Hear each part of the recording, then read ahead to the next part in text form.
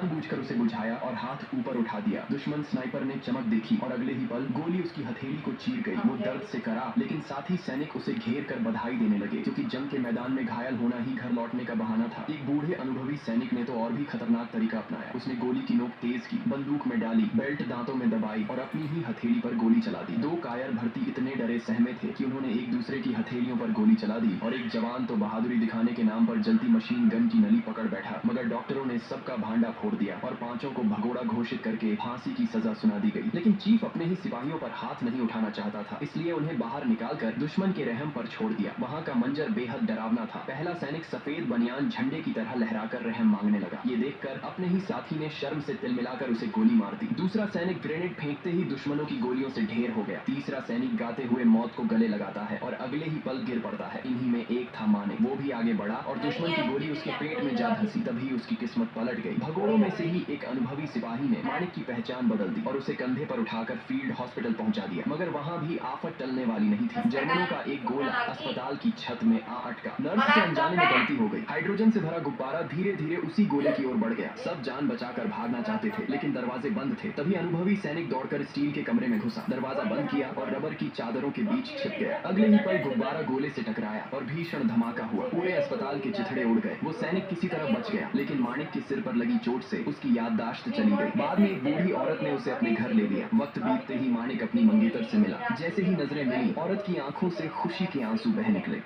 इस डरपोक